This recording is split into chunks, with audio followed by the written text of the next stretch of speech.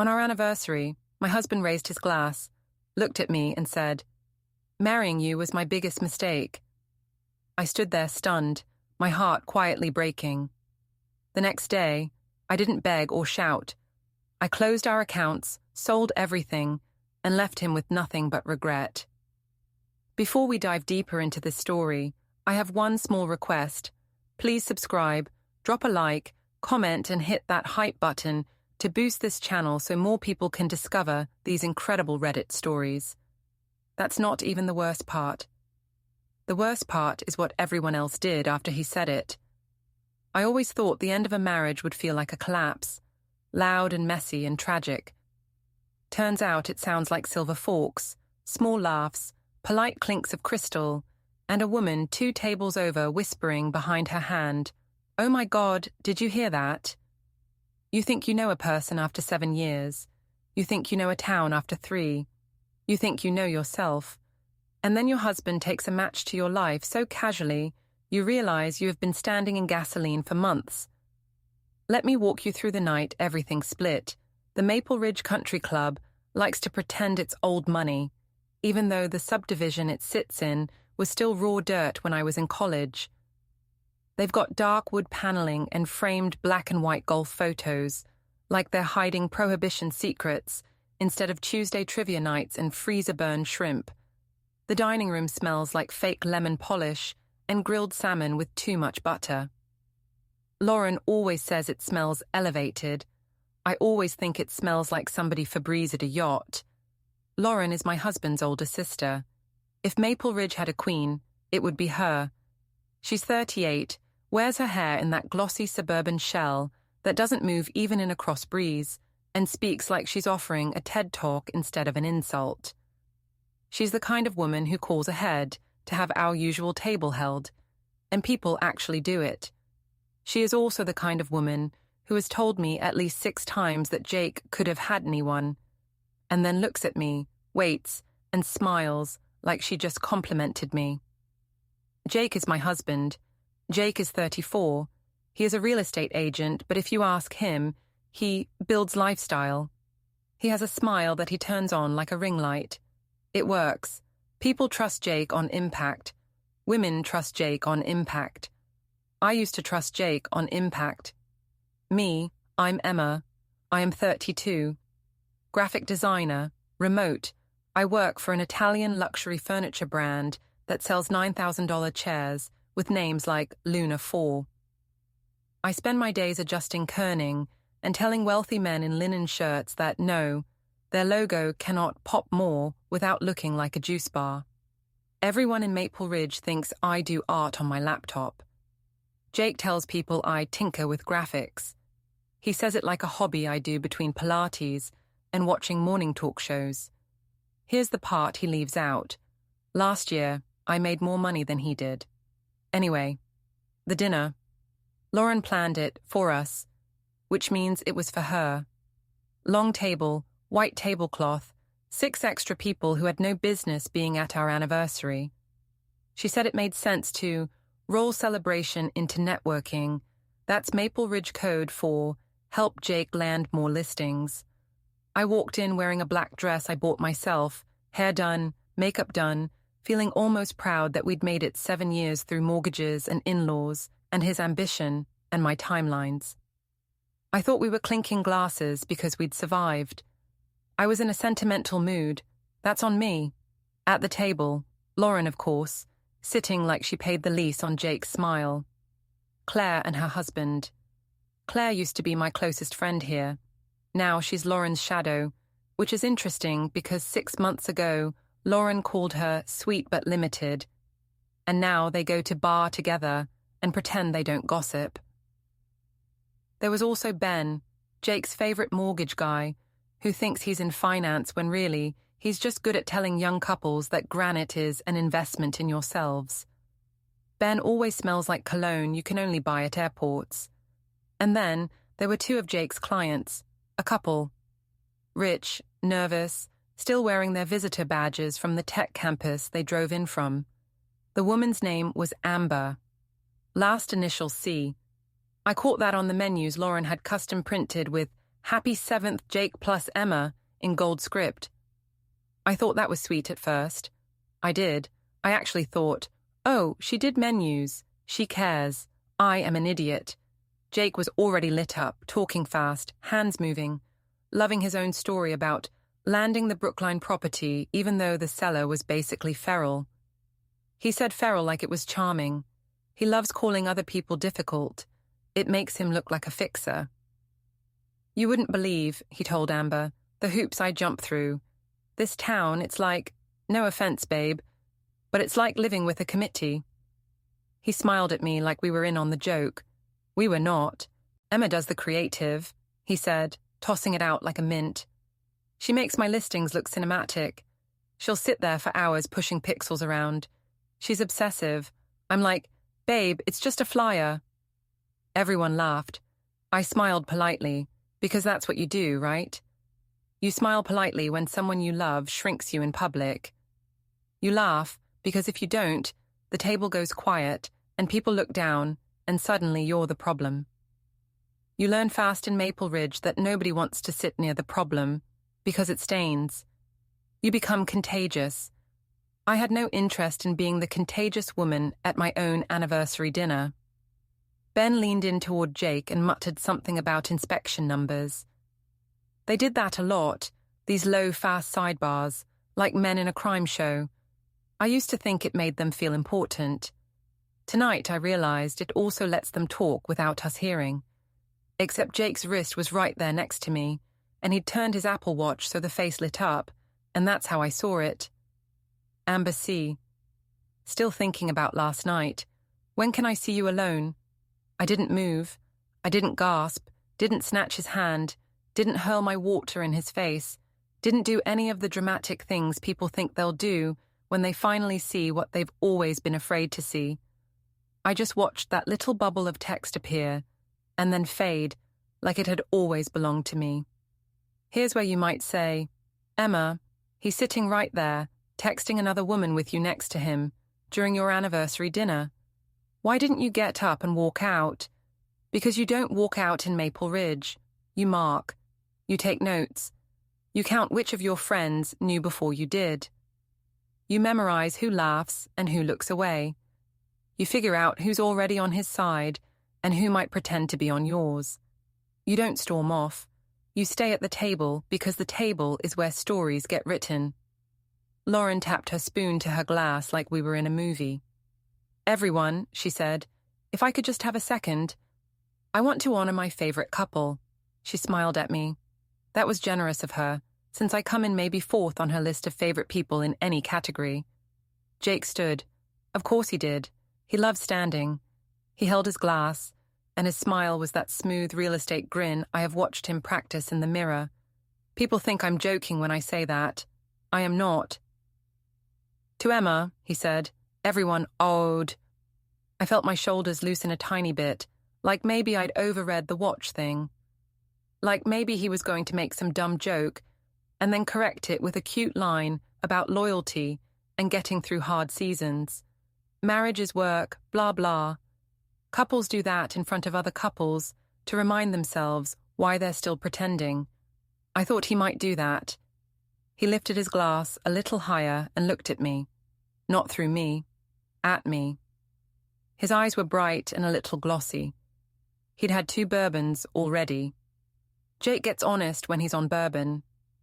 Jake thinks honesty is the same thing as cruelty, and that being brutally honest makes you brave. He confuses lack of kindness with strength. So here we go. Marrying you, he said, was my biggest mistake. Silence. I don't mean real silence. I mean that weird restaurant hush where you can still hear forks and a chair scooting somewhere, and a server whispering sorry near the kitchen door. The kind of hush where people pretend they didn't hear what they definitely heard, so you can both walk away later and rewrite it. Claire laughed first. Oh my God, Jake, she said, hand on his arm like she wanted to calm him, but her eyes were on me, watching, studying. I realized in that second that Claire had known something was coming tonight, and she'd come anyway. She had her hair curled tighter than usual and was wearing her best wrap dress. She wasn't here to comfort me. She was here to see if I would crack. Jake grinned like he'd told a great joke.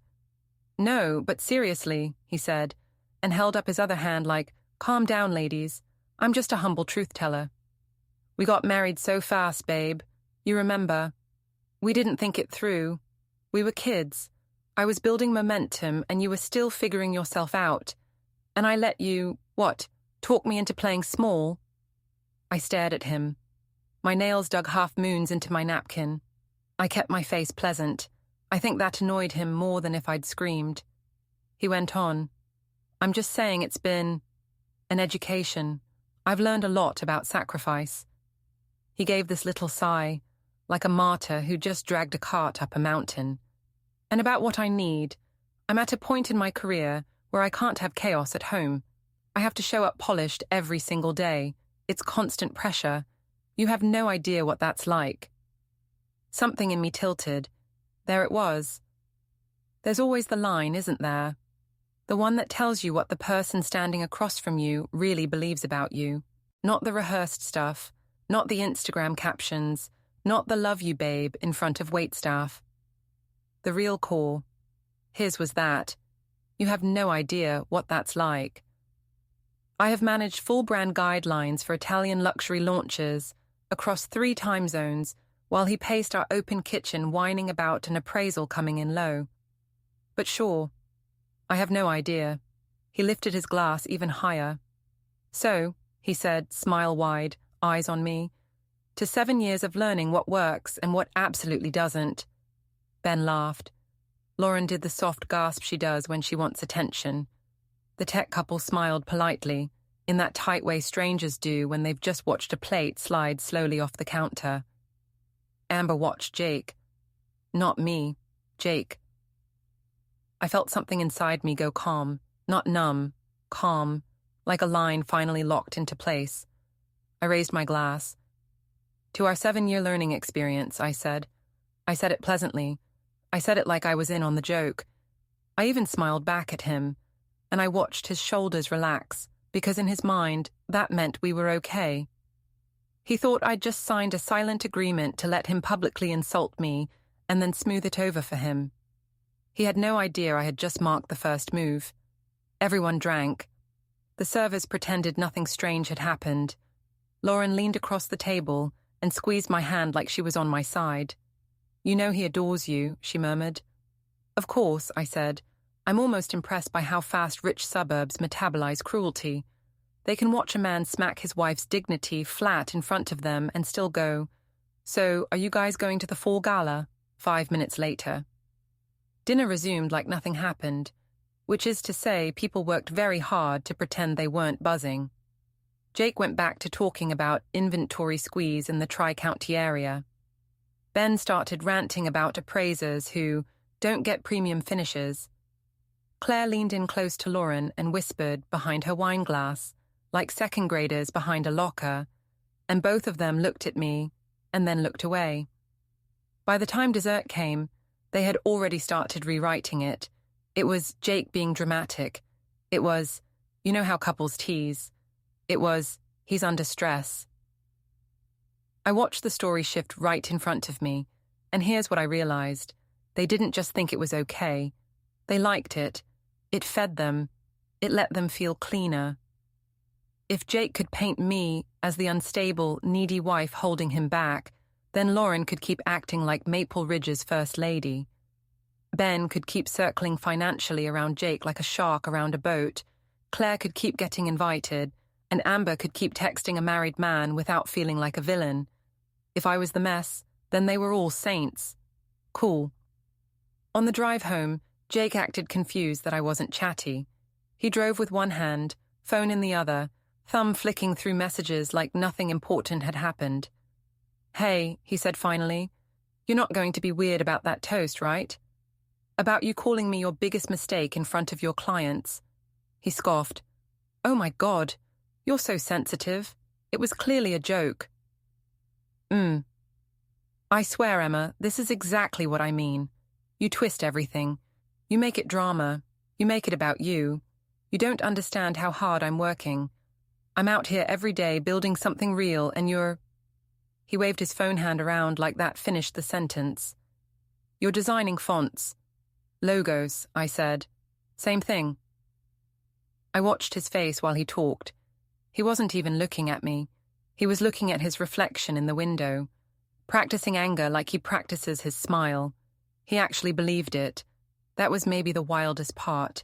He believed his own story. We pulled into the driveway. Our house sat there glowing that warm, HOA-approved exterior light, calm and proud and beige. Maple Ridge has rules about exterior paint, mailbox style, and acceptable porch decor. We are allowed pumpkins in October, but no political yard signs. You can hang a seasonal wreath, but not something aggressive. I once watched a board member send an email about a wreath that had too much glitter. That's where I live. Inside, the kitchen smelled faintly like lemon cleaner. I had wiped the counters before we left. Jake tossed his keys, jacket, and phone on the island like a teenager. His Apple Watch chimed. I glanced. He didn't bother turning it over this time. He was so sure I would just keep smiling, keep absorbing, keep being the cool wife who gets it. Amber C. Can't stop thinking about that showing. Your trouble. I poured water from the fridge filter and watched the glass fill. I took my time. I didn't hurl it at him. I didn't scream, "Who is Amber?" I didn't demand anything. I just watched the cubes drift and settle. Are you mad? He said finally. His tone had shifted. He wasn't combative now. He was managerial. Jake has two voices, charming and supervising. This was supervising. The one he uses with junior agents when he wants to coach them in a way that still keeps him on top. He uses it on me lately. Because if you're mad, I really don't have the bandwidth for a whole meltdown, Emma. I have a sunrise showing, and Ben is already on me about numbers. I can't be up all night talking feelings. Sure, I said. You know what I mean, he said. Can you please just be mature about this? I took a sip of water. I am being mature about this. He relaxed. Thank you, see? This is why we work. We get it. We're adults. We. That word coming out of his mouth, like we were teammates, like we were still rowing in the same direction. My ring felt heavier than usual. He walked upstairs without saying goodnight. I stayed in the kitchen a long time. I looked at his phone on the counter. I looked at my glass, at the slow drip of condensation onto the quartz I had picked and paid for. I thought about the way Lauren had squeezed my hand like, you know he adores you, and the way Claire had watched me like a hawk, waiting for weakness. I thought about how Amber didn't look at me once.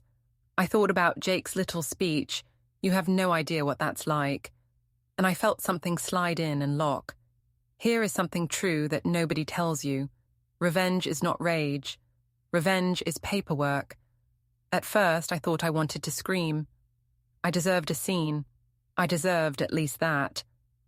I pictured sweeping everything off the counter in one furious gesture like a drama lead on streaming.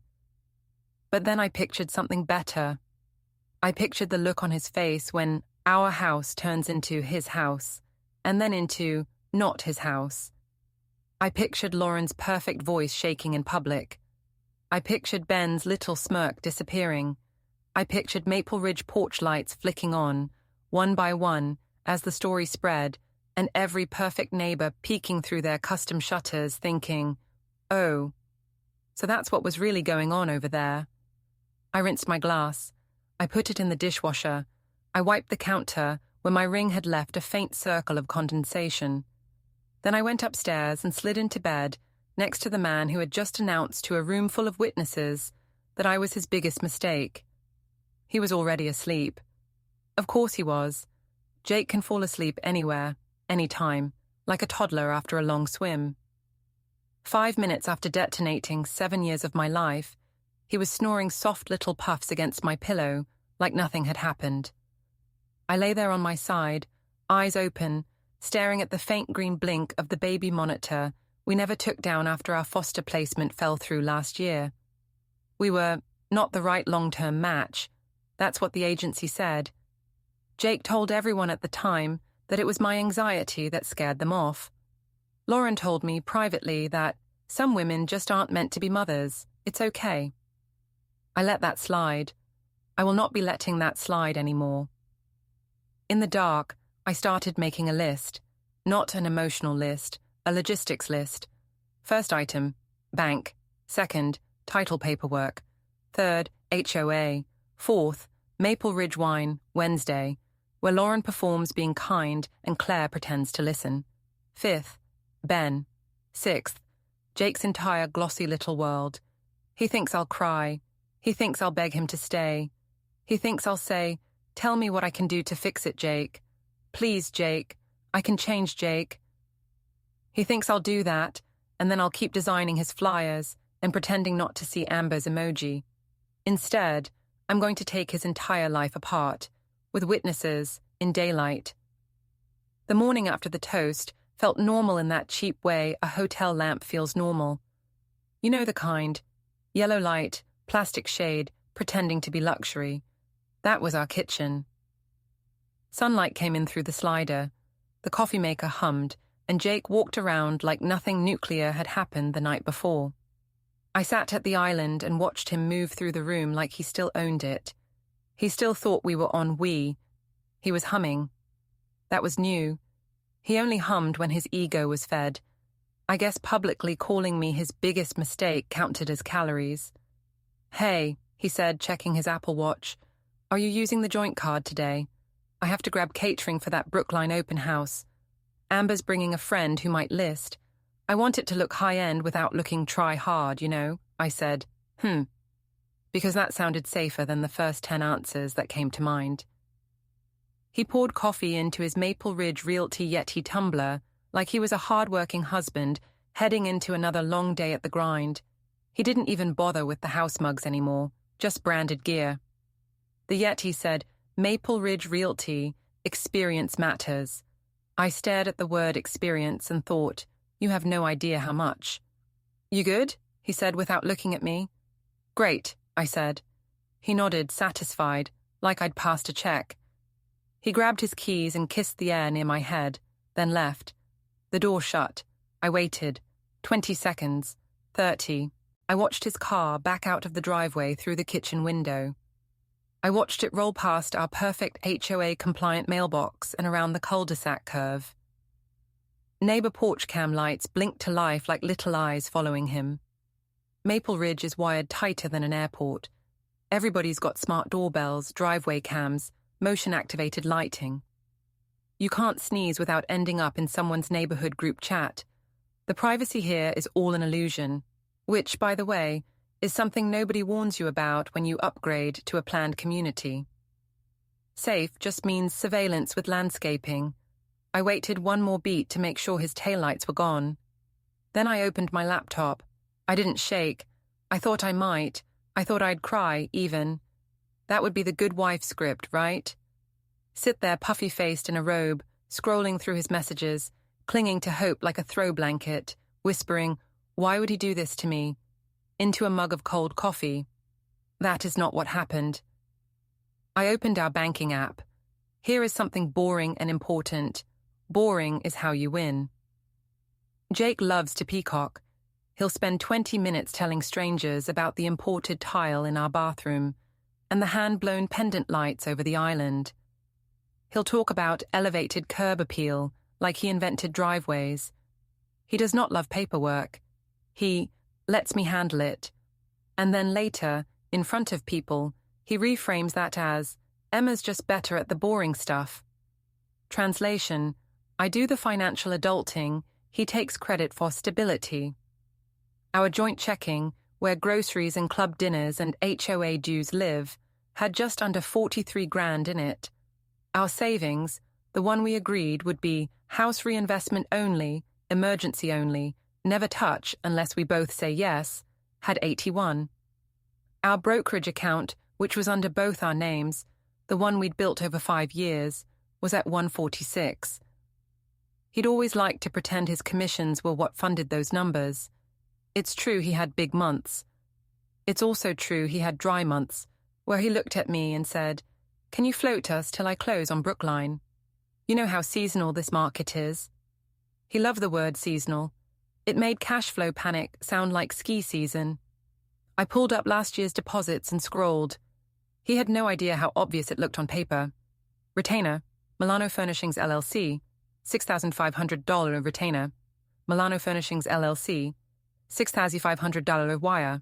Milano Furnishings LLC, $11,000 freelance branding, interior concepts total, $4,800, Jake commission, Maple Ridge Realty, $2,300. I'm not saying he didn't work. I'm saying he didn't carry us the way he told everyone he did. He liked the story where he dragged me along. He kept that story shiny. He told that story to Lauren so she could repeat it at Pilates and get sympathy credit for helping her brother support his artist wife. Cute. I stared at the numbers and felt calm, in a way that almost scared me. Not rage, not heartbreak, focus, like lining up print crops on a high-res file. He said I was holding him back. He said I had no idea what pressure looked like. Cool. Watch me handle pressure before lunch. First thing, passwords. I already had them. He thinks we're a team means I should share mine and remember his. He uses the same 3 variations for everything. I don't even need to guess anymore. I could probably log into his dentist portal. Second thing, the house. The house is in both our names. People assume Jake put it all together because he's in real estate. They think he negotiated some insider deal and charmed a seller and got us our Maple Ridge spot with pure swagger. No. Jake did stage the walkthrough like a magician, revealing a dove from his sleeve. But the down payment? Me. Mostly me. About 70% me, if we want to get irritatingly accurate. My Milano contract had just renewed that spring, and the signing bonus went straight into escrow. Jake said, "We're building a future, babe." I said, "Yep." What I should have said was, "Put that in writing." I opened the folder I keep on my desktop labeled Tax Docs. Inside, I had scans of the deed and the mortgage. I pulled up the deed and read it again. I already knew what it said, but it felt good to read it with fresh eyes. Both names, equal rights of survivorship, which basically means neither of us can just boot the other, but it also means either of us can initiate a sale and accept an offer if the price meets agreed thresholds from prior written discussions, and those discussions live in email. You know who writes things down? Me. You know who doesn't? Jake. My stomach got tight and light at the same time. It wasn't nerves. It was something clearer. I had leverage, and I hadn't even stepped out of my kitchen yet. Then I did something petty. I'll own it. I opened Venmo. This is where I saw the thing that made my jaw tense so hard my ear clicked. Transfers between Jake and Ben. Staging help, $450. Quick wire, fix later, $1,000. Floor plan retouch, hush, $700. Just float till we close, man. Hualan $200. Hush. Hush. So this is how Jake talks to his mortgage guy when I'm not around. Not, "Hey, brother, can you cover me?" Not, "Can you spot me bridge money?" But shorthand that sounds like they're sliding chips across felt. I sat back and stared at that word and thought, that is not how you talk if your finances are clean enough for Lauren's taste. Lauren cares about appearances more than she cares about food. She basically snacks on reputation. I realized right then that if I dropped screenshots of this into the Maple Ridge Wives chat, the unofficial one, the one that pretends not to exist, Lauren's little image of my brother is a trusted advisor, integrity first, would melt like cheap mascara in the rain. File that for later. At 9:12 a.m., I texted my bank rep. Her name is Dana. Dana likes me better than Jake, because when we refinanced last year, Jake called her sweetheart. Dana is not his sweetheart. Dana remembers that. "Hey Dana," I wrote, "I need to move joint funds to a personal account and freeze access to the joint card for the next 72 hours. Is that something you can help with if I come in this morning?" Dana wrote back in under a minute. "Of course. Come before noon and bring ID. You're on the account so you can authorize a freeze on card access and wire out funds. Is everything okay? Peachy, I wrote. While I waited for the shower to heat, I practiced my face in the mirror. Do not laugh, I am serious. Lauren practices her concerned face. I've seen it. It has stages. Stage 1, tilted head, warm eyes. How are you? Stage 2, parted lips, soft brow. Oh wow, that's a lot. Stage 3, slightly firmer mouth, subtle nod. I'm here for you. Followed by telling everyone everything. I needed a face that said normal errand, not revenge spree.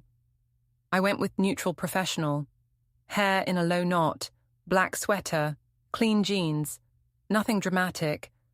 Nothing that would later become, she showed up wild-eyed.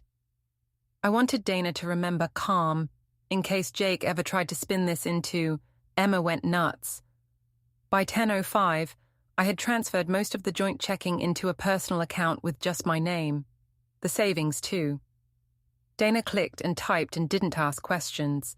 She just said, "These things happen," in a voice that suggested she's seen men in Maple Ridge do worse, and I believed her. Then she said casually, "Do you want to remove his debit access for now?" I smiled like we were talking about weather. "That would be great," I said. Here is a tiny quiet joy I wish on every woman who has ever smiled through disrespect in a dining room. The sound of a banker saying, "Okay, his card is disabled." When I left the branch, I did not feel guilty. You might think I would. I didn't. I watched moms in yoga pants push strollers past the coffee shop like nothing in their lives had shifted, and I thought, I just moved more money in 30 minutes than Jake has ever moved without asking me first. My heart felt steady. My steps felt steady. I didn't feel fragile. I felt awake. On my way home, I swung by the Maple Ridge clubhouse because I already knew who would be there. The 9 a.m. yoga girls coming out of class and pretending they weren't racing each other to see who could gossip first in the parking lot. Maple Ridge yoga is mostly stretching, a little breathing, and a whole lot of information transfer. Tessa calls it mental wellness. I call it the stock exchange. Tessa was there with her mat rolled under her arm, ponytail perfect, sipping a green drink the color of pond water.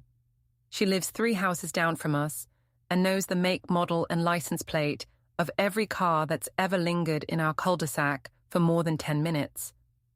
"Emma," she said, voice 2 octaves higher than usual. That's how you know someone already talked about you. "Hey girl, you okay?" I love how girls like Tessa say girl. It's sugar wrapped around a hook. "I'm great," I said. Her smile flickered for half a second. My calm wasn't the answer she was hoping for. She wanted messy. She wanted mascara tracks and a story she could package as concern. She wanted to check in on you, babe, in the Maple Ridge Facebook group and score compassion points in front of Lauren. "Heard you guys had like a spicy dinner last night," she said, laughing like we were talking about jalapeno margaritas and not the public shredding of my marriage. I tilted my head. "Who told you that?" She blinked. "Oh, Claire mentioned, you know how Claire is, she exaggerates. She just said Jake was funny, like super honest, and I was like, wow, honesty, goals, and..." "Honesty, goals." I smiled. "Yeah," I said. "He's a regular motivational speaker." Tessa leaned in. She smelled like coconut lotion and nerves. "Men, right?" she whispered, eyes sparkling like this was a pajama party secret. "Honestly, I told Justin last night, I was like, if you ever talked to me like that in public, I would go off. I would literally lose it." I nodded. "You would." She blinked again. I hadn't given her the script she wanted. Right? I should have gone off. I can't believe I didn't go off. She couldn't figure out what to do with me being controlled. Controlled women are hard to spread rumors about. You can't attach unhinged to a woman who sounds like she's about to file quarterly taxes. Lauren appeared then, like she'd been summoned by the scent of conversation about herself. She's good at that. She has this suburban telepathy. If her name floats through the air in a 3-house radius, she materializes. "There you are," she said, like she'd been worried. She even touched my arm. Lauren loves public touching. It photographs well. Here I am, I said. Tessa stepped back a little, like an intern making room for the CEO. We're all talking about last night, Lauren said. You know how this neighborhood is. People overreact. I told everyone you guys just have that edgy humor. That was fast, even for her. She hadn't even waited a full morning before starting cleanup for Jake. Edgy, I said. She gave me her stage 1 concern face, tilted head, warm eyes. Jake's under so much strain, she whispered. You know how he feels responsible for everyone. He's basically taking care of this whole block. You can't imagine the pressure he's under. There it was again. You can't imagine. I kept my voice light. Interesting, because from where I sit, we're co-sponsoring most of that pressure. Her smile tightened. She did not like that I answered in math. I'm just saying, Lauren said softly. Maybe next time you don't give him that look at the table. You know the look. He's sensitive. He felt attacked. Tessa made a sympathetic face for Lauren, not for me. I watched that, filed it. Tessa just told me who she would testify for if this turned into a social trial. It wasn't me. I leaned in, close enough that only Lauren could hear me. Small question, I murmured. When exactly did you know about Amber? Lauren's eyes flicked. That was all. Just a flick, fast, a twitch of surprise and calculation. Then she smoothed it. Excuse me? Amber, I said, still mild, with the little heart emoji next to her name in his phone. The one who apparently had a very inspiring house tour. When did you find out about her? Before or after you planned our anniversary dinner as a networking event and sat me next to her? Lauren didn't blink this time. She just stared at me with a kind of blank patience, like I was a toddler throwing a store tantrum. That's her power move. Silence plus superiority. It works on most people. It did not work on me today.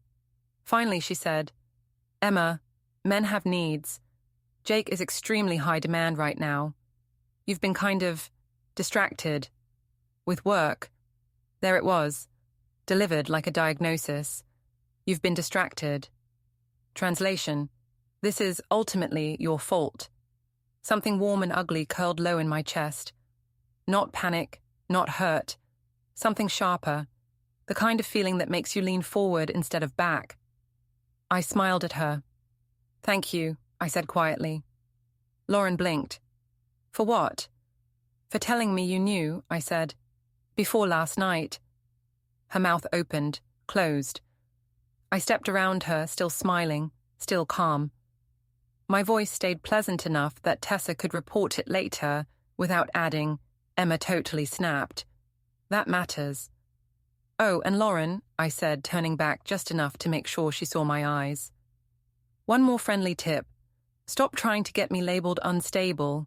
I saw the text to Jake. The ones about, we can get her to sign off if we frame it right. You're sloppy. Be smarter. Her face went rigid. Tessa's head swung between us like she was courtside. Have a great day, I told them. Then I walked away. My hands weren't even shaking. On the path back to my car, I could feel Lauren's stare between my shoulder blades like a hairdryer on low. She had not expected that. She had expected me to crumble or plead. She had expected me to say, is he serious about her? Or, do you think he still loves me? She had expected me to ask for mercy. What she got instead was notice. And that was the moment I realized I wasn't just going to take Jake apart. I was going to salt the ground under everyone who helped him. By noon, I had moved the money, put a freeze on his card, and politely warned his sister that I was aware of her part. I hadn't raised my voice once. I hadn't cried once. I hadn't thrown anything. I hadn't begged anyone to choose me. At 12:32 p.m., when I pulled into our driveway, my phone buzzed. Ben. Not my Ben. Jake's Ben. Mr. Airport Cologne. Need to talk about Brookline numbers before Lauren hears wrong version. You home? I stared at the message for a solid 5 seconds, then smiled so wide I felt it in my ears. Before Lauren hears wrong version. So Ben was scared of Lauren. Good. That meant leverage I hadn't even asked for yet. Sure, I typed from Jake's synced iPad inside the kitchen once I was through the door. Swing by. He wrote back instantly. 20 minutes. Perfect, I thought. I wasn't done yet. Ben's car pulled up exactly 18 minutes later. Silver sedan, buffed within an inch of its life, engine humming the smug kind of quiet that cost extra. He didn't bother knocking. Men like Ben assume entry is their birthright. He just opened the door and called out, "Jake!" I stood at the kitchen island with a mug of coffee, calm as a Sunday morning. "He's out," I said. Ben stopped short when he saw me. He wasn't used to seeing women without their hostess smile. "Oh, Emma. I figured he'd told you I was coming." "He tells me a lot of things," I said. "None of them seem to be true lately." He smirked, the way he probably does at closings when he thinks charm equals control. "Rough night?" "Why? You hear something?" His mouth flickered. "Small town. People talk." "They do. Which is interesting, because you were there when he said it." Ben shrugged and crossed to the fridge without asking, pulled out a bottle of sparkling water, and twisted the cap. "Jake's dramatic. He doesn't mean half the stuff that comes out of his mouth." "Which half?" He smiled like I'd proven his point. "You're funny, that's good. Humor keeps things from getting messy." "Messy like hush money transfers?" That landed. The smile froze halfway. "Excuse me?" I gestured toward the counter. My phone lay there, screen lit with a spreadsheet I'd printed from the joint account. "These are interesting." "Staging help." "Quick wire." "Hush. You're very creative with memos." He took a long drink, trying to act unfazed. "That's between business partners. Not sure why you're going through private stuff." "Because it's not private if the funds come out of accounts I funded. You and Jake have been playing accountant without the math." He set the bottle down too hard. "Emma, this is grown-up business. Don't make something out of nothing." "Nothing seems to cost a lot around here." He leaned forward. "Listen, you're upset." "I get it. He said something stupid last night. Don't blow up his career because you're hurt." "Is that what he told you? That I'm hurt?" Ben gave a small shrug, casual as lint. "You know how women get when—" I didn't let him finish. "Say that again," I said, quiet enough that he had to lean closer. He blinked. When women what?" He straightened, smirk returning. "Emotional." That was the moment I stopped feeling calm. Not rage, focus again, but sharper, colder. I reached over and picked up my phone, tapped the voice recorder and set it face down on the counter. "Ben," I said lightly, "clarify something for me. When you move money between you and Jake, does Lauren know?" "Of course she doesn't. She'd micromanage everything." "So she doesn't know about the float accounts." "Stop calling it that. It's temporary cash flow. We settle it." "Got it," I said. "You settle it. Later. Secretly. Good to know." He frowned, finally noticing my phone. "What's that?" "Proof you just said that out loud." For the first time since he walked in, he lost his footing. "You can't record me without—" "Sure I can," I said. "This is my kitchen. You walked in without knocking. Consider it an accident." He moved around the island toward me. "Delete it," I smiled. "No." "Emma, I'm serious." "So am I. Let's take this to the garage. I'll show you the paperwork you're pretending doesn't exist." He hesitated. "Fine, but this is ridiculous." "Probably," I said, and led the way. The garage was cool, smelling faintly of detergent and tires. Light came through the small windows, thin and grey. Ben's car sat in the driveway beyond the open door, gleaming like it knew its owner loved it more than people. He stepped inside, arms crossed. "All right, let's get this over with." I turned, leaned against the workbench and studied him. "You think you and Jake can shuffle money around this neighborhood forever. You think Lauren will protect you because you bring her clients. But you forgot something. This town eats its own. She'll throw you under the bus the second she senses heat. You're bluffing. Maybe. Want to test it? His jaw tightened. Delete the recording, Emma. I took a step forward. He matched it, close enough that I could smell the cologne. That smell had been in my dining room last night, mixed with laughter and champagne. It hit me wrong. Ben, I said softly, I think you believe you can intimidate me. Let's fix that. And I slapped him. Clean, quick. The sound bounced off the concrete like a hand clap. He froze, one hand hovering near his cheek. You need to calm down, he said. I'm calm, I said. You're the one shaking. I'm calling Jake. Go ahead. Tell him his wife just found his off-book banker. Tell him she has audio of you admitting it. Tell him Lauren will hear it next. His throat worked. You wouldn't. You don't know me. He turned toward the door, muttering something low. I followed. When he reached his car, I stopped him with one hand on the bumper. You like this thing, right? You wax it every Sunday. What are you doing? I dragged my house key across the corner of his rear bumper. A thin screech cut through the air, bright and ugly. His eyes went wide. Are you out of your mind? That sound, I said, voice steady. That's interest accruing. You just vandalized. Finish that sentence and I'll tell Lauren exactly what you said about her controlling nature.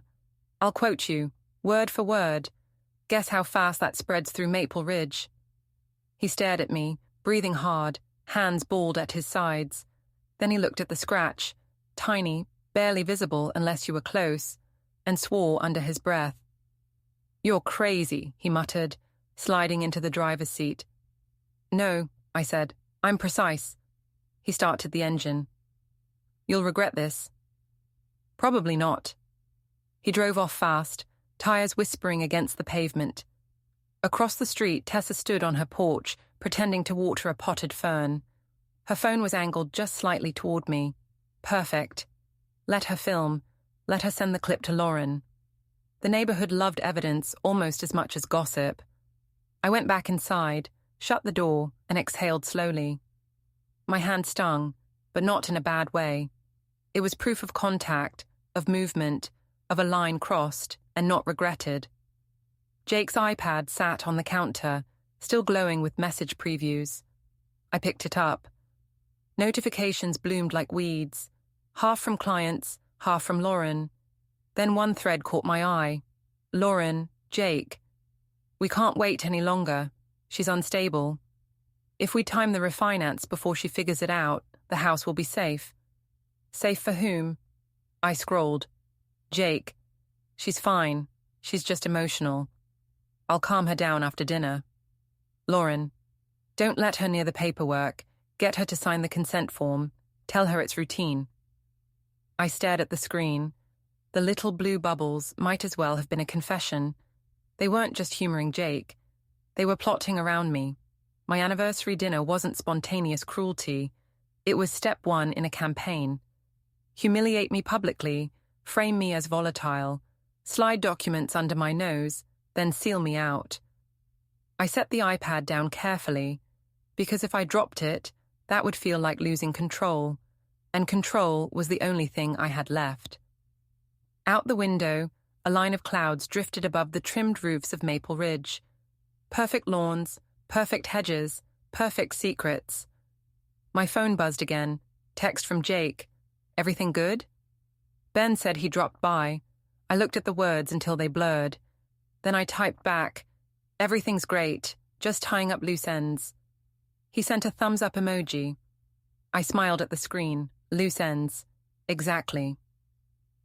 Upstairs, the walk-in closet gaped open, half my clothes already in suitcases from the last maybe I'll take that Milan job conversation we'd had months ago. Back then, I'd hesitated.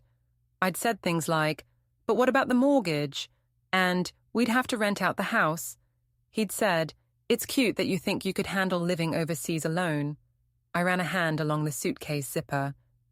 Cute isn't a word I mind anymore. It just means underestimation, which is fuel. Outside, a car door slammed. Tessa's, probably.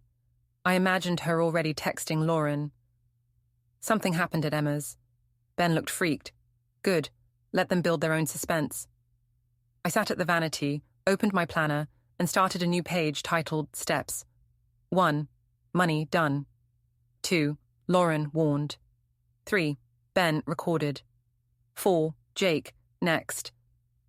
I wrote the fourth line slowly, deliberately, in neat print. My handwriting looked surprisingly steady.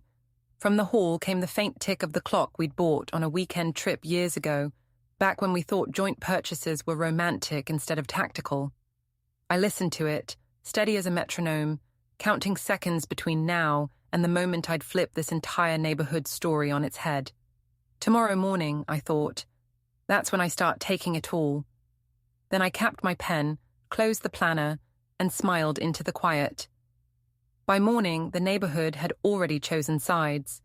You could feel it in the way people waved. 2 fingers instead of 4, a little too cheerful, like they were performing civility for hidden cameras. Maple Ridge runs on optics, not truth.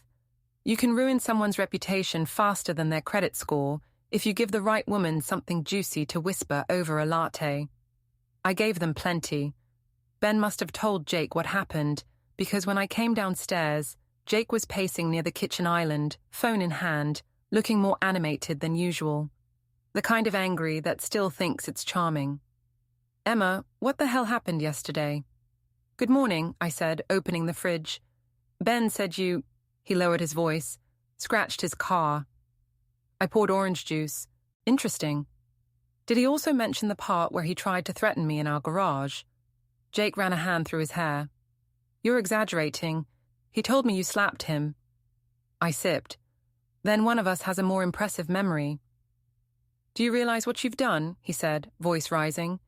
Ben is my lender contact. He helps me float closings. You just sabotaged a pipeline. Maybe don't build pipelines that leak. He slammed the counter. You think this is a joke? No, I said, calm. I think it's a lesson. He stared at me for a long moment, like he didn't recognize me. You're losing it. Seriously, Lauren said. I cut him off. Lauren said I'm unstable. You should tell her that copying messages onto a company iPad isn't smart, especially the ones about refinancing the house behind my back. His face paled in that quiet, telltale way, just the brief tightening around the mouth, the half blink. You went through my iPad.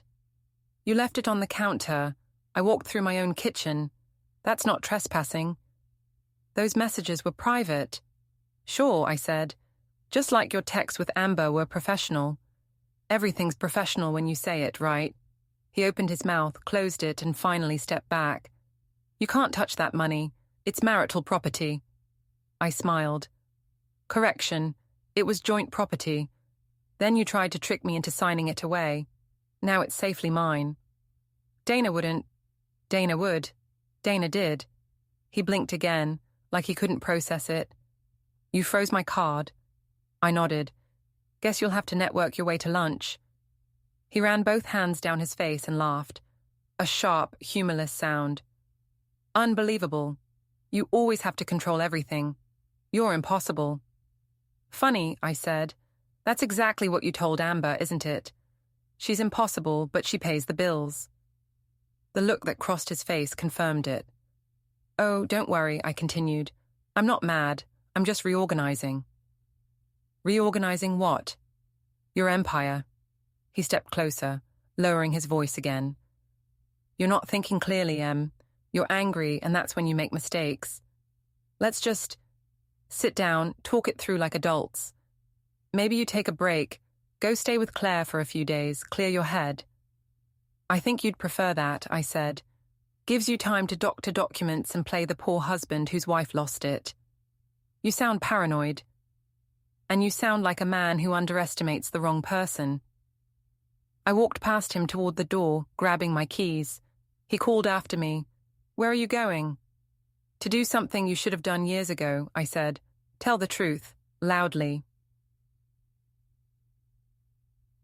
Maple Ridge's local cafe, Hearth and Grind, was morning headquarters for the neighborhood's social economy.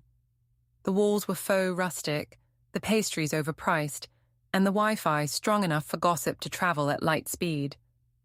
I ordered a latte and sat where everyone could see me. That was the point. Tessa was already there with two of the Pilates regulars, pretending not to stare.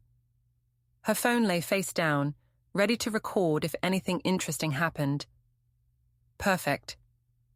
Lauren walked in 10 minutes later, wearing a cream blazer and the smile of a woman who believes in damage control. When she saw me, she hesitated, then came over. "Emma, we need to talk." "We are talking." "Privately."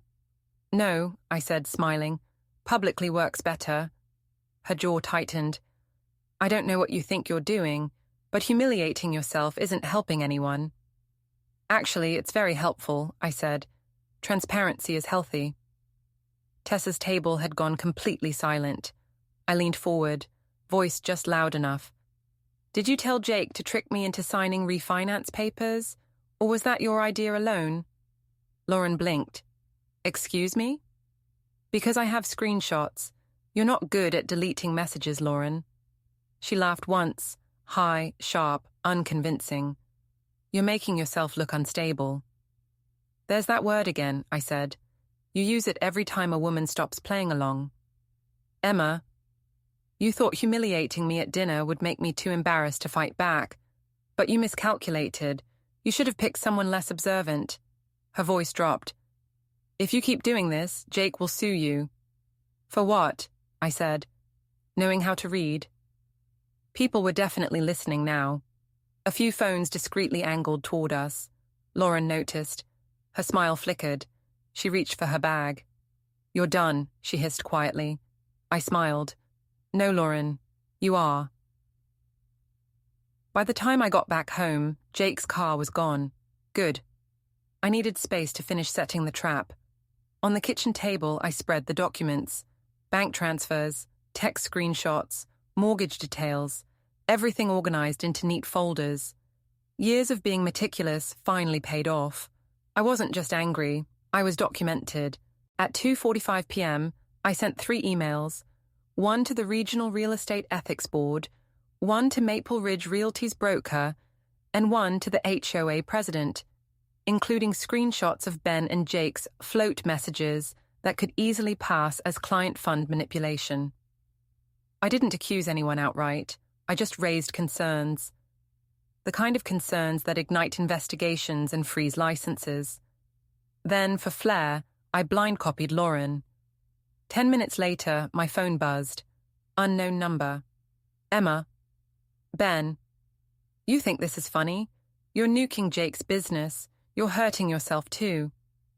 "That's the thing about leverage," I said. "It doesn't need to be funny. It just needs to be effective." "You'll ruin his career." "He did that." "You could just walk away. Take your money, move on." "I'm not walking away, Ben. I'm making sure the ground behind me collapses." He was silent for a beat. Then, "You really slapped me." "I know," I said. "You deserved worse, but I'm civilized." He hung up. Good. By late afternoon, the air outside hummed with that low, uneasy energy that comes before a thunderstorm, or gossip. Across the street, I saw Tessa and 2 other wives standing near the mailbox cluster, whispering in exaggerated secrecy. When they saw me, they straightened, smiled too wide, and waved. I waved back. The gesture felt like a silent chess move. Then I heard the garage door. Jake. He walked in holding his phone, face taut. "What did you do?" "Be specific." "Lauren's losing her mind. Ben's panicking. You emailed the brokerage." I raised concerns. "You can't just accuse people without proof." "I have proof. Screenshots, transaction logs, audio." He blinked. "Audio?" "Ben came over yesterday. He talked. I listened." "Jesus, Emma." "Careful," I said. "You're close to a banned word." He looked at me like I'd turned into something unrecognizable. "You'd destroy me over one mistake." "One mistake," I said softly. "No, Jake. Over 7 years of them." "You're not thinking straight. You'll regret this." "Maybe," I said, "but you'll regret it longer." He stepped closer. lowering his voice. "You're enjoying this, aren't you?" "I'm finishing it." "Finishing what?" I met his eyes. "Your illusion." He laughed, trying to recover ground. "You think you can win? You can't outplay me, Emma. Everyone here knows me. They like me." "They liked you," I corrected. Past tense. "Check your phone." He hesitated, thumbed through notifications. I watched the color drain from his face as he read the new messages. The brokerage suspension pending review, the HOA inquiry, Lauren's frantic "fix this" text. "What did you do?" he whispered. "I told the truth," I said. He stared at me for a long time, then exhaled. "You don't have to make it ugly." "Too late," I said. "You already did." He turned toward the door, muttering something under his breath, but I wasn't listening anymore. My heart wasn't pounding. It was steady, almost rhythmic, like the hum of a machine running exactly as designed. As he reached for the handle, I added, "Oh, and Jake, you might want to check your email too. The closing accounts for the Brookline listing are under review. Looks like your commission's on hold." He froze. "You're unbelievable." "I've been told that," I said. He slammed the door behind him so hard the picture frames rattled. I sat down on the couch, folded my hands, and looked out the window. The clouds had finally broken, sunlight slanting across the perfect lawns. Sprinklers hissed like applause. For the first time in 7 years, the silence in that house felt earned. And somewhere down the street, someone's phone buzzed with a new notification. Subject: Ethics Complaint, Maple Ridge Realty. I smiled. The show had just begun. The next morning smelled like wet grass and scandal. I woke up before sunrise, the air thick with that strange quiet that comes after everyone in a small community reads the same piece of gossip but pretends they haven't. My inbox looked like a slot machine. Replies, questions, "Can we talk?" Messages from people who had avoided eye contact with me for years, suddenly needing clarity. Jake hadn't come home. His car wasn't in the driveway. That suited me fine.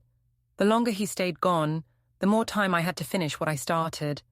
I made coffee, opened my laptop, and started reading. The realty board had already suspended his license pending investigation. That's bureaucratic language for, "We think you're guilty, but want the paperwork to match." The brokerage's HR rep had written something syrupy.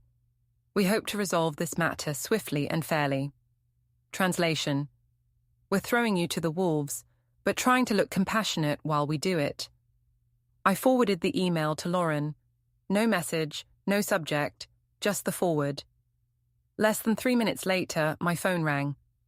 "Emma, what have you done?" Her voice trembled in a way that was new. The Queen of Maple Ridge had cracks in her crown.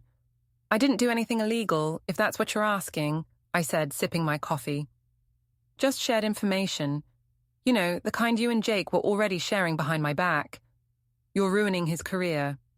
He ruined it the night he decided to make me the punchline of his success story. You're punishing him because he hurt your feelings. Funny, you call it feelings, I call it accountability. You're not thinking long term. You'll destroy yourself too." "Lauren," I said, keeping my voice soft, "I've already left you all once. I can do it again, but this time, I'm not leaving quietly." She exhaled, a sharp sound through clenched teeth. "You're vindictive." "I'm thorough." "You'll regret this." "Maybe, but you'll be the one cleaning it up. Have a great day." I hung up before she could respond. The sunlight coming through the window caught the edges of the kitchen counter. The house looked spotless, curated, like a real estate listing for someone else's dream life. I realized it had never actually felt like mine. Every piece of furniture was chosen to match Jake's image. Even the throw pillows had been staged for guests. The whole place felt like a showroom, and I was done living in a showroom. Around 10, I pulled into the Maple Ridge Realty parking lot. The glass doors reflected the bright morning sky, all blue calm over chaos. Inside, The receptionist looked up from her computer, startled. "Emma, I didn't expect—" "I won't be long," I said. Ben's office door was closed, blinds drawn. Perfect. I pushed it open without knocking. He was on the phone, gesturing wildly. His voice was too loud, his tone too desperate. "I swear it's a misunderstanding. It's just between friends. Look, I can show you the transfer logs. Yes, I know, it looks bad, but—" He looked up and froze when he saw me. "I'll call you back," he muttered and hung up. "What are you doing here?" "Returning something." I set a manila envelope on his desk. He eyed it like it might bite him. "What's that?" "The audio from yesterday. The one where you admitted to hiding money transfers. I thought you'd appreciate knowing exactly how bad you sound." "You're bluffing," I shrugged. "Check the waveform." He hesitated, then slid the recording out, played it on his computer. The sound filled the room. His own voice, smug and casual, saying words like float and hush and she won't notice. He stopped it halfway through. "You can't use this in court." "I'm not taking you to court." "Then what do you want?" "I want you to remember what fear feels like. I want you to walk into every meeting wondering if the person across the table already heard your confession." He swallowed hard. "You're insane." "No," I said. "I'm finished being polite." I turned and walked out before he could respond. The look on his face followed me all the way to the parking lot. That afternoon, the storm finally broke. Not a real one, but the social kind. Lauren's name appeared on the Maple Ridge Facebook group. Important announcement. Please read. I didn't have to open it to know what it said. I could picture every word. It saddens me to see false accusations.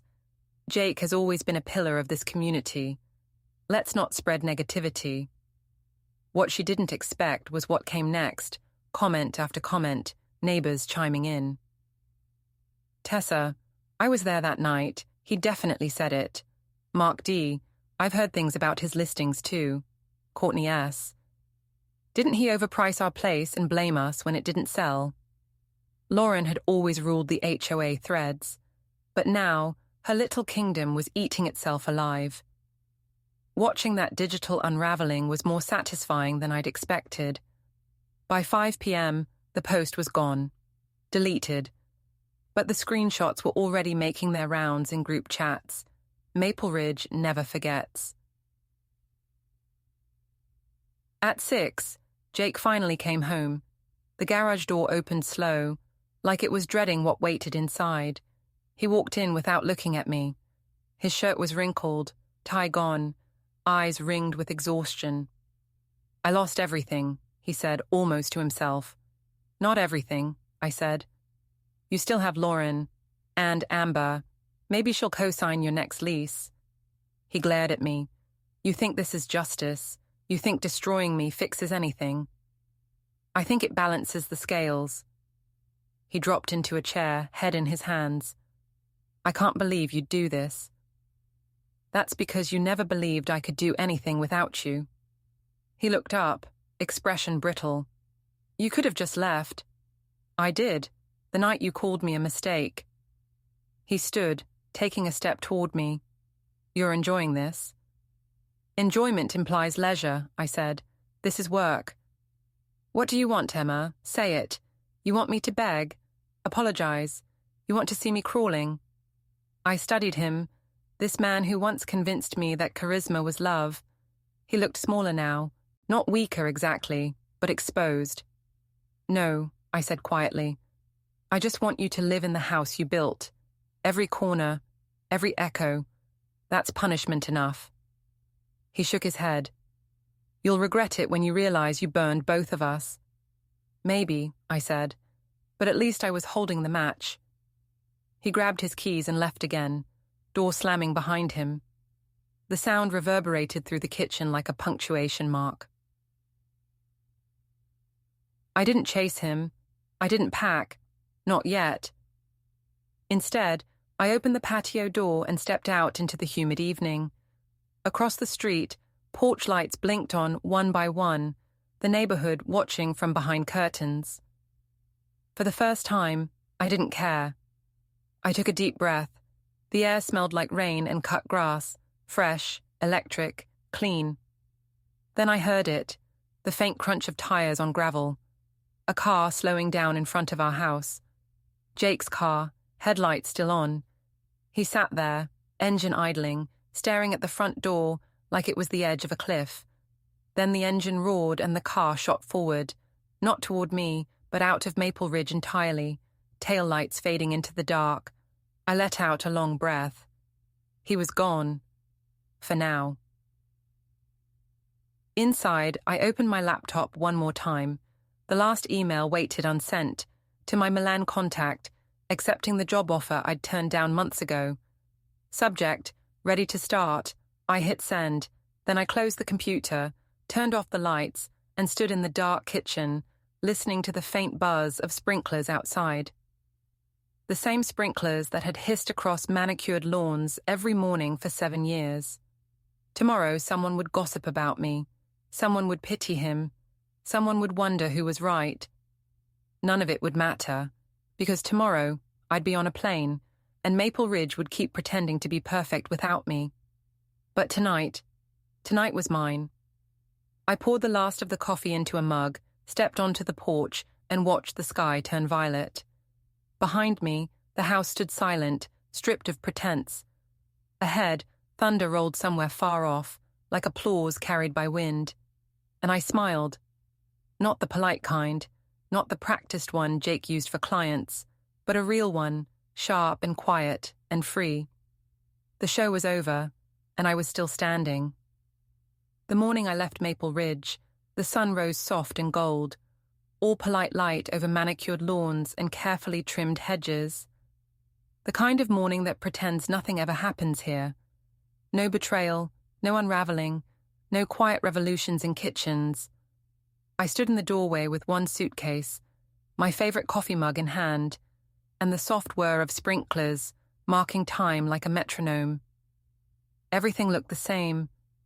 The neighborhood's illusion of perfection held steady. Mailboxes still gleamed, flags still waved. The HOA would be proud, but if you listened closely, you could hear something else underneath it, an unease, like the air just before a storm. Maple Ridge had new gossip now, and I was its epicenter. The phone on the counter buzzed again. Jake. I didn't answer. He'd been calling since dawn. 8 missed calls, 4 texts that swung between anger and pleading. We can fix this, Em. You've made your point. Please. I deleted them without reading further. His words meant nothing now. They were currency from a bankrupt man. I took one last slow walk through the house. Every room felt hollow in a different way. The living room, with its designer couch we could never sit on because clients dropped by. The kitchen, gleaming like a showroom. The bedroom, where the air still held the faint smell of his cologne and the silence of everything he never said. My laptop bag waited on the counter. Inside was the folder labeled Closure, which wasn't metaphorical at all. It held printed records, screenshots, copies of his texts and transactions. Not because I needed them anymore, but because I liked the symmetry. The same files he thought would bury me were now archived as souvenirs. The doorbell rang. I half expected Lauren, mascara running, voice trembling with performative forgiveness. But when I opened the door, it was Tessa. She wore her usual yoga outfit, but her eyes looked nervous, darting, almost guilty. "Hey, Emma," she said softly. "Can I come in for a second?" I considered it, then nodded. "Sure, step into the ruins." She winced. "I'm not here to pick sides." "Everyone says that," I said, "right before they do. I just wanted to say I'm sorry, about dinner, about how everyone acted." She twisted the strap of her gym bag between her hands. "We all saw it. Nobody said anything. I should have." "That would have been brave," I said. "Bravery's in short supply around here." Her eyes flicked toward the suitcases. "You're really leaving? Really?" I heard he lost his job. "Suspended," I said. "He'll spin it into a sabbatical." She hesitated, then leaned in, voice low. People are saying Lauren's the one who pushed him to refinance without telling you. She's trying to make it sound like she didn't know what was going on. Of course she is, I said. Lauren doesn't make mistakes. She delegates them. Tessa gave a small laugh, uneasy but genuine. Honestly, it's chaos out there. The board's calling an emergency meeting. Everyone's turning on everyone. Good, I said. Let them feel alive for once. She looked at me for a long second, maybe waiting for some grand emotional collapse. When I didn't provide it, she nodded slowly. You're different now. I was always this person, I said. I just used to hide it behind good manners. She smiled faintly, unsure if it was safe to. Well, good luck, Emma. Thanks. Tell Lauren I said hi, loudly. When the door closed behind her, I exhaled. The sound filled the quiet house like a final chord. By noon, I was driving past the Maple Ridge, a community of excellence sign, the one Jake loved to brag about in every listing. The letters shimmered in the sun, smug and metallic. Behind me, somewhere in those perfect cul-de-sacs, phones were buzzing, people whispering, threads spinning out faster than anyone could control. The plan had worked better than I expected. Jake's brokerage had suspended him indefinitely pending ethical review. Ben was under internal audit. Lauren had resigned from the HOA board for personal reasons. And Maple Ridge had a brand new addiction, speculation. They'd pick it apart for weeks, maybe months. Who knew what? Who lied? Who laughed? My name would pass through every mouth in town, each version sharper or softer, depending on who was speaking. That was fine. Let them talk. I'd already won the only part that mattered. At a stoplight, my phone buzzed again. Unknown number. Against my better judgment, I answered. Emma. Jake's voice, low, hoarse. I thought we were done talking. I needed to hear you. Everything's gone. Lauren won't take my calls. Clients are cancelling. Ben's blaming me. His voice broke off for a second. You took everything. No, I said. I just took my share. You lost yours all on your own. You can't hate me forever. I don't, I said. Hate requires energy. Your background noise now. He let out a sharp breath. You won't get away with this. I'll rebuild. I hope you do, I said. Maybe next time you'll build something real. Then I hung up and blocked his number. The light turned green. I drove on. The airport was nearly empty when I arrived. Weekday lull, travellers scattered like half-forgotten thoughts. My ticket to Milan sat on my phone, crisp and digital. It had been waiting months for me to find my courage. Turns out all I needed was betrayal as a motivator. Security, gate, boarding, all blurred. The rhythm of travel felt clean, anonymous, like wiping a whiteboard. When the plane took off, I didn't look back out the window. I didn't need to. Maple Ridge was already receding, fading into a story I'd someday tell carefully, edited for humor and distance. I slept most of the flight, dreamless, calm. Milan greeted me with noise, car horns, espresso steam, the thrum of a city that doesn't care about your history. The air smelled like heat and motion. I took a cab to the temporary flat my company had arranged. The driver didn't speak much English, which was perfect. Silence had weight, but this was a different kind, new, clean, without judgment. When we pulled up to the building, I looked at my reflection in the window. The woman staring back looked the same. Technically, same hair, same eyes. But there was something sharper in her expression. Not cruel, just awake. The doorman helped with my suitcase. Inside, the apartment was small but bright, with wide windows and the hum of the city outside. I set my bags down, walked straight to the balcony, and looked out at the skyline. Somewhere below, a couple argued in Italian, voices rising and falling like music. A Vespa buzzed past. Life kept moving. I felt something I hadn't felt in years, peace without guilt,